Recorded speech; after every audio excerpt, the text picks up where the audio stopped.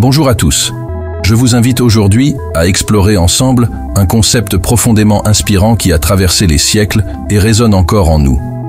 L'amor fati, littéralement traduit du latin par l'amour du destin, représente l'une des notions les plus intrigantes et nuancées de la philosophie stoïcienne. Cette doctrine invite à percevoir notre existence non pas comme une séquence aléatoire d'événements imprévus, mais comme un parcours singulier, un agencement de moments, qu'ils soient agréables ou douloureux, que nous devons embrasser avec une reconnaissance absolue. Cette conception exige un courage considérable, car elle appelle à accepter sans réserve tout ce qui est, tout ce qui fut, et tout ce qui adviendra. Loin de constituer un appel à la résignation passive, l'amor fati est une exhortation à embrasser notre destin de manière pleine et entière, y compris dans ses dimensions les plus bouleversantes et incertaines. Pour saisir la profondeur de l'amor fati, il est impératif de revenir aux fondements de la philosophie stoïcienne. Les stoïciens, tels qu'Épictète, Sénèque et Marc Aurèle, considéraient la vie comme une série d'événements échappant largement à notre contrôle. Il est illusoire de prétendre anticiper chaque événement, qu'il s'agisse de pertes, de maladies, de désillusions, mais aussi de joies inattendues ou de réussites imprévisibles. Les stoïciens ont remarqué que la source de la souffrance ne réside pas tant dans les événements eux-mêmes que dans notre refus obstiné de les accepter, dans notre désir qu'ils soient autres. L'amor fati est précisément la réponse à cette tension intérieure. C'est la capacité à dire « oui » à tout ce qui se présente, à concevoir chaque épreuve comme une opportunité d'évolution personnelle, chaque réussite comme un élément intrinsèque de notre développement. Certains pourraient assimiler l'amor fati à une forme de fatalisme, mais il s'agit là d'une interprétation erronée.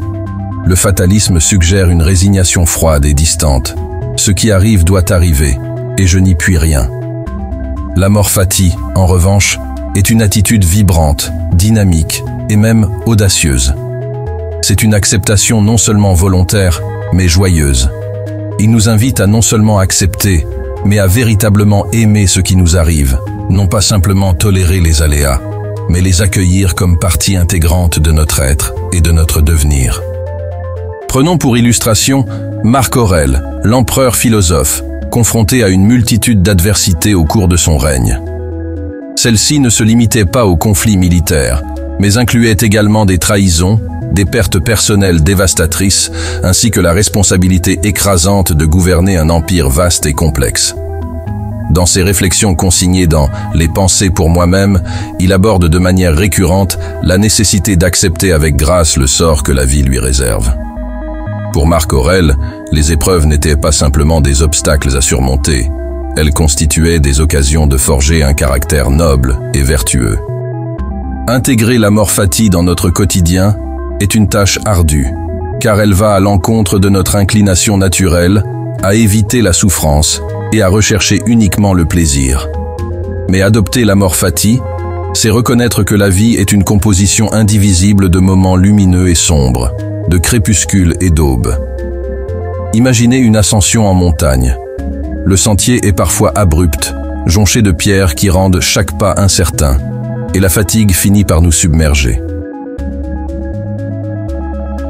Pourtant, chaque pierre, chaque glissade, fait partie intégrante de l'ascension, et la vue au sommet n'en est que plus précieuse en raison des difficultés surmontées. C'est en apprenant à aimer chaque étape, y compris les moments de doute et les écorchures, que l'on peut pleinement comprendre la véritable essence de l'amor fati. L'amor fati n'implique nullement de nier la réalité de la souffrance ou du chagrin. En tant qu'êtres humains, certaines épreuves marquent profondément notre existence. Mais cette approche nous offre la possibilité de transcender la douleur en y trouvant du sens. Chaque difficulté constitue une opportunité de croissance, une chance de mieux se connaître et de mieux appréhender le monde. Lorsque nous parvenons à aimer même nos échecs et nos cicatrices, nous cultivons une force intérieure paisible. Cette paix ne se définit pas par l'absence de troubles, mais par la présence d'une acceptation totale de ce que la vie a à offrir. Il y a dans l'amor fati une beauté poétique indéniable. ce concept nous rappelle que chaque instant est précieux et irremplaçable. En choisissant d'aimer notre destin, nous reconnaissons la valeur intrinsèque de chaque événement, de chaque rencontre, de chaque détour inattendu. Rien ne devrait être rejeté ou regretté, car tout contribue à faire de nous ce que nous sommes aujourd'hui. Imaginez votre vie comme une vaste fresque, où chaque événement représente un coup de pinceau. Certains coups sont sombres, d'autres lumineux, certains vigoureux, d'autres subtils. C'est précisément la combinaison de ces touches qui donne vie à l'œuvre unique de notre existence. Aimer son destin, c'est apprécier la fresque dans son intégralité, même les zones qui semblent au premier abord imparfaites. En conclusion, l'amor fati n'est pas une simple idée théorique à comprendre intellectuellement. C'est une pratique quotidienne, une vision de la vie qui exige répétition, engagement et une bienveillance profonde envers soi-même.